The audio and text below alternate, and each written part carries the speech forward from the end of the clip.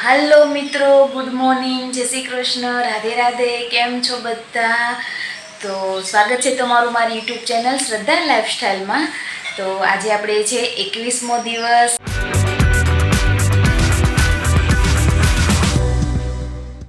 અને આટલે આપણે કાલે જોયું કે આપણા 20 દિવસ કેવા રહ્યા એની જર્ની, અને એક દિવસ વચમાં આપણે ગેપ રાખ્યો હતો અને ફ્રેશ થવા માટે, અને પાછું નવસરથી તમે ડાયટ ચાલુ કરો એનર્જી સાથે, એટલા માટે.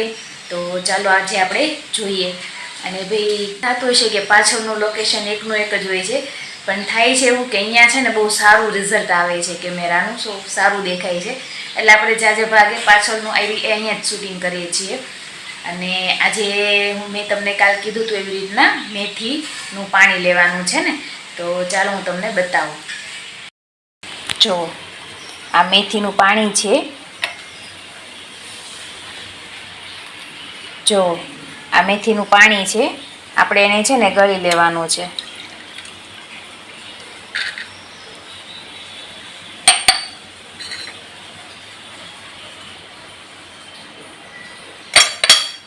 અને પછી આપણે આને પીવાનું છે. આપણે આને ગરમ નથી કરવાનું, નોર્મલી જે પલાળ્યું હોય ને એ જ પીવાનું છે. મેથીના ફાયદા કહી દઉં તમને, તો બધાને ખબર જ છે કે કડવી છે પણ ગુણકારી છે મેથી, અને મેથીથી આપણી સ્કિન અને હેર અને ડાયાબિટીસમાં પણ ઘણો લાભ થાય છે મેથી પીવાથી. તો ઝાઝી નથી પીવાની, દરરોજ સાંજે 20 થી 25 દાણા એક ગ્લાસમાં તમારે પલાળી દેવાના છે, અને એને છે ને સવારે ગાળીને દાણા ચાવી જવાના છે અને પાણી પી જવાનું છે.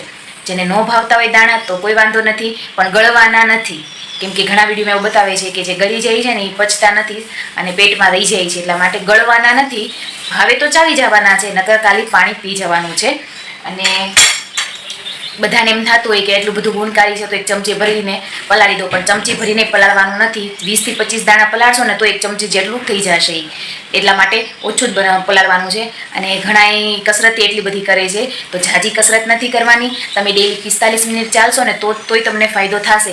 45 થી 1.5 કલાક ચાલો કે 2 કલાક ચાલો, કોઈ ફાયદો નથી થવાનો. શરીરને જેટલું જોઈએ ને એટલું જ ચાલવું જોઈએ. વધારે ચાલો તો પણ નુકસાન છે. તમારે જે ઘૂંટણનો દુખાવો છે ને, ઘસારો થઈ જશે વધારે ચાલશો ને તો મિનિમમ 45 મિનિટ ઇનફ છે. અને અડધી કલાક જેવી ઘરે કસરત કરો એટલે બધું સારું છે.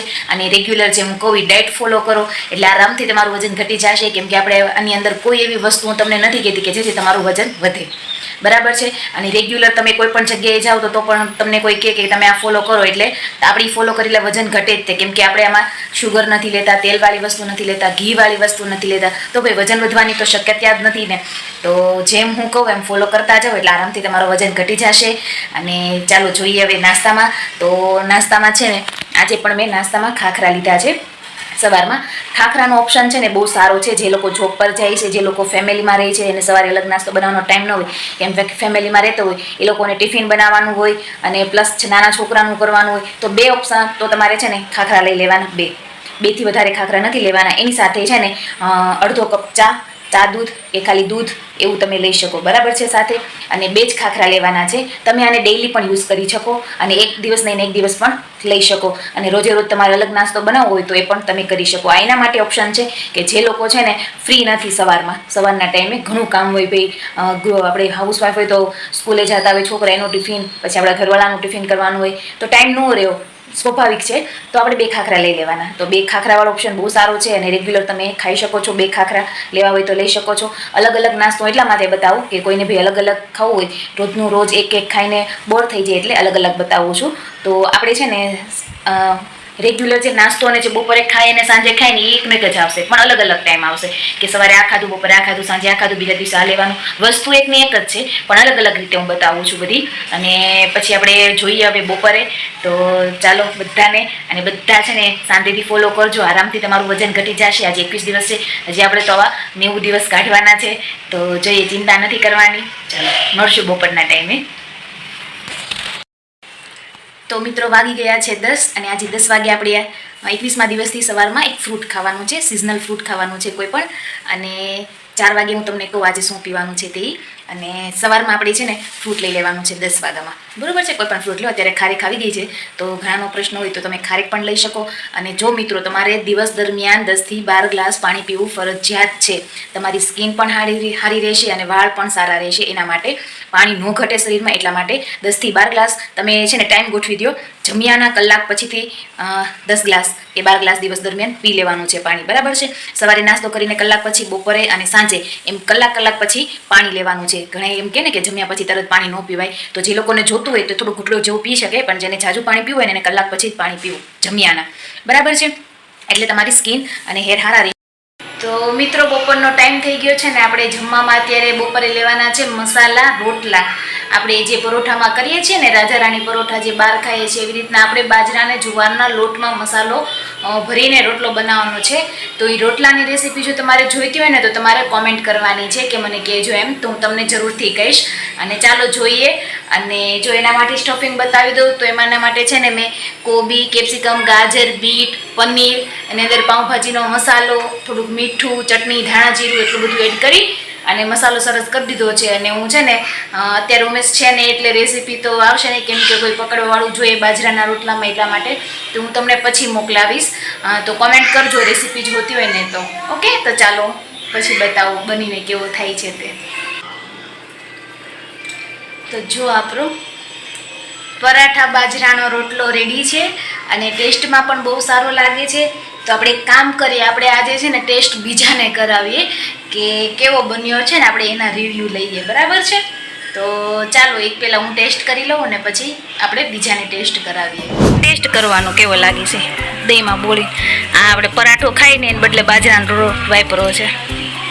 બાજરાનો રોટલો છે. ચટણી પણ ટેસ્ટ કરો, દહીં વાળી છે. ચટણી પણ મસ્ત છે. ચેક કરો.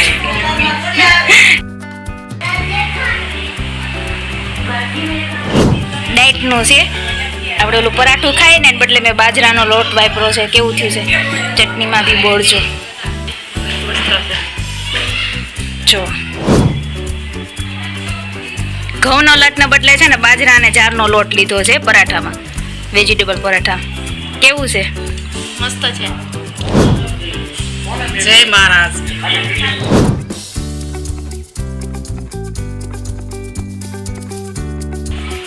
એમ થાય. કેવું થયું દાદા કેજો.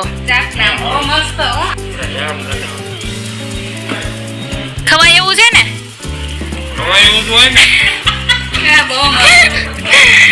રોટલા મીઠું છે.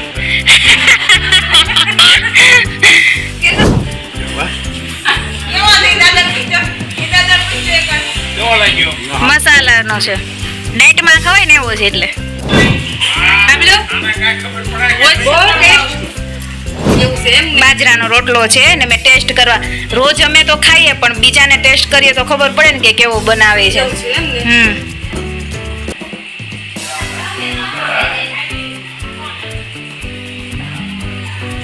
રોટલીને બદલે બાજરાનો લોટલો ઉપયોગ કર્યો છે. પરાઠા આપણે ખાઈએ ને કેવો બન્યો? બહુ સરસ. Thank you. તો મિત્રો આપણે જોયું કે બીજાને આપણે ટેસ્ટ પણ કરીને બતાવી દીધું. તો એ પણ ખાવામાં હેલ્ધી છે. અને છે ને વડીલ, મોટા, નાના છોકરા બધા ખાઈ શકે છે અને હેલ્ધી પણ છે.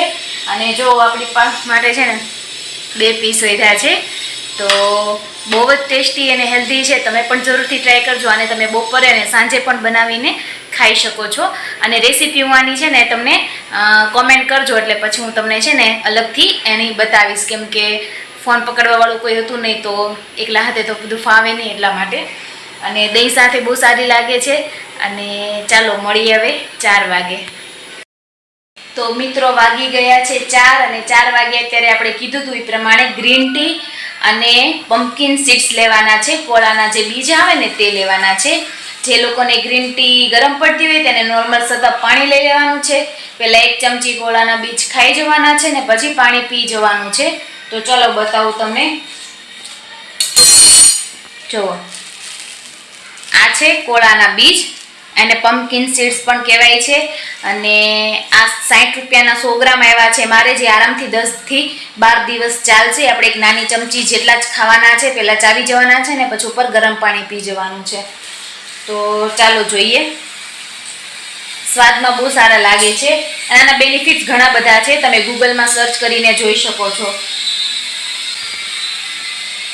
1 ચમચી જેટલા જ લેવાના છે.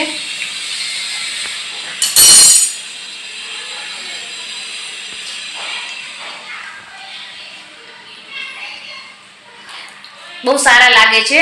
તુરા નથી, કડવો નથી, એવો કોઈ સ્વાદ નથી, પણ આમ મીઠો સ્વાદ લાગે છે આનો. તો જરૂરથી ટ્રાય કરજો. ચાલો મળશું સાંજે.